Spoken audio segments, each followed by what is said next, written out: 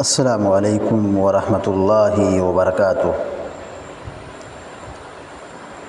الحمد للہ رب العالمین والعاقبۃ للمتقین والصلاة والسلام علی اشرف الانبیاء والمرسلین نبینا محمد وعلی آلہ وصحبہ اجمعین وبعد۔ فقال اللہ عز وجل اعوذ باللہ من الشیطان الرجیم یا ایہا الذین آمنوا اطیعوا اللہ واطیعوا الرسول ولا تبطلوا اعمالکم۔ 26واں پارہ سورہ محمد کی آیت نمبر 33 ابھی آپ کے سامنے تلاوت کی گئی ہے، جس میں اللہ رب العالمین نے اس بات کا ذکر فرمایا ہے کہ وہ شخص جو نبی کریم صلی اللہ علیہ وسلم کی پیروی نہ کرے، آپ کے طریقے پر نہ چلے، سنت کی مخالفت کرے اور سنت سے ہٹ کر کے کوئی نیا کام ایجاد کرے، تو اس کا عمل قبول ہونا تو بہت دور کی بات ہے، جو نیکیاں ہیں وہ بھی برباد ہو جائیں گی۔ اللہ رب العالمین کہتا ہے یا ایہا الذین آمنوا اطیعوا اللہ واطیعوا الرسول، کہ اے مسلمانوں، اللہ رب العالمین کہہ رہا ہے اے مسلمانوں، اے اہل ایمان، تم لوگ اللہ کی اطاعت کرو اور تم لوگ رسول کی پیروی کرو۔ اللہ کی اطاعت کرو، رسول کی اطاعت کرو، اللہ اور اس کے رسول کی پیروی کرو،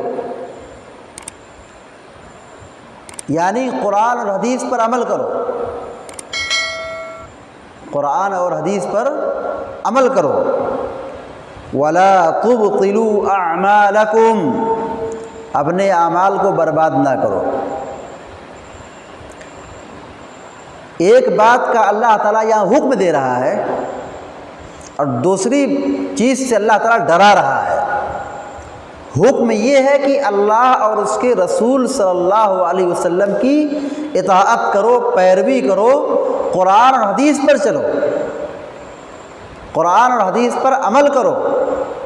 اللہ اور اس کے رسول کی تعلیمات پر عمل کرو۔ اور ایک چیز سے اللہ تبارک و تعالیٰ متنبہ کر رہا ہے، ڈرا رہا ہے، روک رہا ہے کہ وَلَا تُبْطِلُوا أَعْمَالَكُمْ، اپنے اعمال کو برباد نہ کرو، یعنی وہ عمل جو سنت کی مخالفت میں کی جائے، سنت سے ہٹ کر کیا جائے، جس چیز کو اللہ اور اس کے رسول نے کرنے کا حکم نہیں دیا ہے، اللہ اور اس کے رسول کا فرمان نہیں ہے، ہم خود سے کر رہے ہیں، اللہ تبارک و تعالیٰ پہلے سے متنبہ کر رہا ہے کہ تمہارے اپنے اعمال کو برباد نہ کرو۔ جو شخص قرآن و حدیث سے ہٹ کر کوئی بھی کام کرے، دین کے نام پر قرآن و حدیث سے ہٹ کر قرآن و حدیث کی مخالفت کر کے کوئی بھی کام کرے، اس کا عمل قبول ہونا تو بہت دور کی بات ہے، ایسا کرنے والے مسلمان کا عمل بھی خطرے میں ہے، اس کی نیکیاں بھی خطرے میں ہیں، اس کا روزہ، اس کی نماز، اس کا حج، اس کا صدقہ، اس کا خیرات، نیک کام خطرے میں ہے، کہیں برباد نہ ہو جائے، اللہ تعالیٰ قبول نہ کرے۔ پیارے نبی علیہ الصلوۃ والسلام نے فرمایا، بخاری شریف کی روایت ہے، من احدث فی امرنا ھذا ما لیس منہ فہو رد، کہ جو شخص ہمارے دین میں نئی چیز ایجاد کرے، جو شخص ہمارے دین میں نئی چیز پیدا کرے، وہ عمل مردود ہے، اللہ تعالیٰ کے یہاں قبول نہیں ہوگا۔ من عمل عملا لیس علیہ امرنا فہو رد، کوئی تم میں سے ایسا کام کرے جو ہمارے دین میں نہیں ہے، ہماری شریعت میں نہیں ہے، تو اس کا عمل مردود ہے، اللہ تعالیٰ کے یہاں قبول نہیں ہوگا۔ بہت سارے لوگ یہ کہتے ہیں اور یہ سوچتے ہیں ہاں ثابت تو نہیں ہے، قرآن حدیث میں تو نہیں ہے، ٹھیک ہے اللہ اور اس کے رسول نے نہیں کیا ہے، پر اگر ہم کر لیں تو حرج کیا ہے؟ ہم اگر کر لیں تو اس میں نقصان کیا ہے، حرج کیا ہے؟ یہی سوال کرتے ہیں، یہی بات بتاتے ہیں۔ اللہ کے نبی علیہ الصلوۃ والسلام نے یہ فرمایا ہے کہ وہ کام جو ہماری شریعت میں نہیں تھا، دین میں اس کو اضافہ کر دیا گیا، بڑھا دیا گیا، اپنی مرضی سے کیا گیا، ایسا عمل مردود ہے، قبول ہونا تو بہت دور کی بات ہے، پہلے سے اللہ تبارک و تعالیٰ اعلان کر دیا ہے، پہلے سے اللہ کے نبی علیہ الصلوۃ والسلام نے متنبہ کر دیا ہے، وہ عمل مردود ہے۔ اللہ تعالیٰ یہ نہیں دیکھے گا کہ یہ کام تو کیا ہے، بڑے جذبے سے، بڑی محنت سے، بڑی مشقت سے اور بڑی خوش دلی سے کیا ہے اور بہت زیادہ کیا ہے، برسوں سے کیا ہے، اللہ تعالیٰ یہ نہیں دیکھے گا۔ اللہ تبارک و تعالیٰ یہ دیکھے گا کہ یہ کام اسلام کی روشنی میں، قرآن و حدیث کی روشنی میں کیا ہے کہ نہیں کیا ہے، اللہ تعالیٰ یہ دیکھے گا، کیونکہ اللہ نے یہی دین نازل کیا ہے، یہی دین نازل کیا ہے اور اسی دین پر عمل کرنے کا حکم دیا ہے۔ لوگ کہتے ہیں حرج کیا ہے، اپنے کھانے میں تھوڑا سا نمک زیادہ ہو جائے تو کھانے کو برداشت نہیں کرتے ہیں، دین میں اضافے کی بات کرتے ہیں اور حرج کی بات کرتے ہیں۔ اگر ان کے کھانے میں تھوڑا سا نمک زیادہ ہو جائے پھر دیکھیے کیا ہوتا ہے گھروں کے اندر،